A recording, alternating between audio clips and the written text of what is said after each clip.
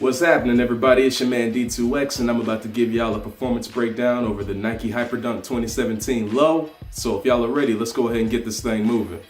Now, what they've been doing with the Hyperdunk over the past year is that they've incorporated a Flyknit version in addition to the standard engineered mesh versions.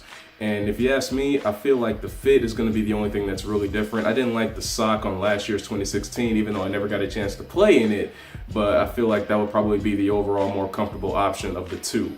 And I say that because the way the engineered mesh wrapped around my foot, the initial lace-up felt nice and secure, but as I started playing in them, I started to feel a little unnecessary pain on the lateral side of my foot.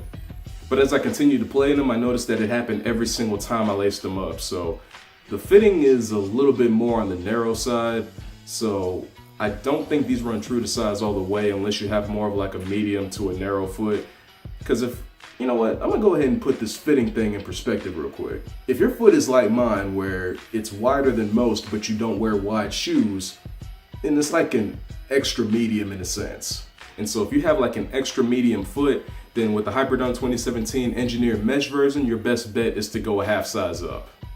Now, what I don't like about the material choices this year, especially with the launch colorways that came out, is that they feature this embroidered heel patch instead of an external heel counter like I saw in the picture of the mid. And there isn't a single mid that doesn't have that, but a lot of lows have this heel patch instead of the heel cup that the later team models of the low have. The upside is that the internal heel counter does a nice enough job of keeping everything nice and stable in the heel bed.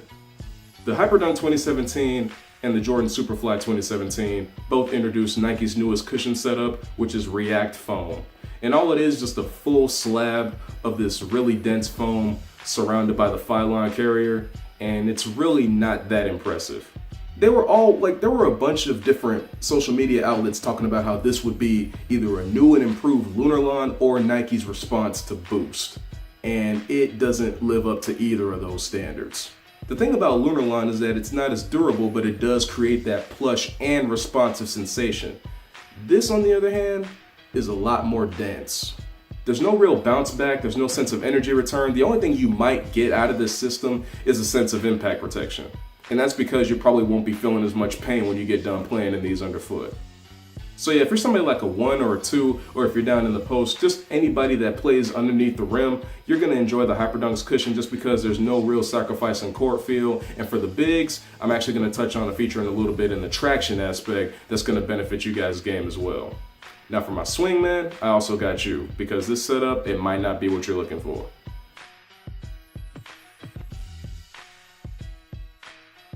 The Hyperdunk 2017 uses a foot mapping traction pattern with like 8 pivot points along the outsole.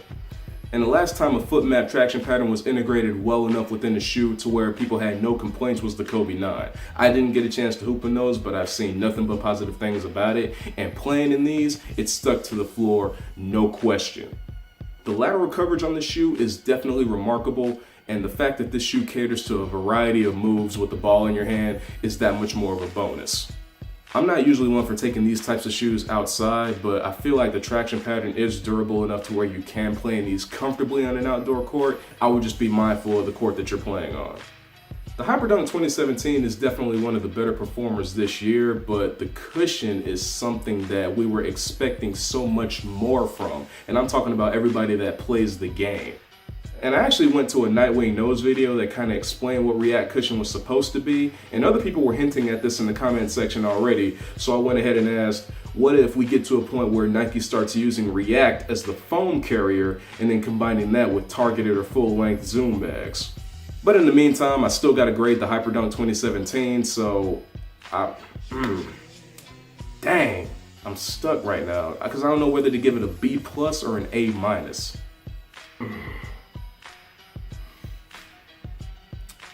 I think I'm gonna reluctantly say that the Hyperdunk 2017 is a B+ team shoe.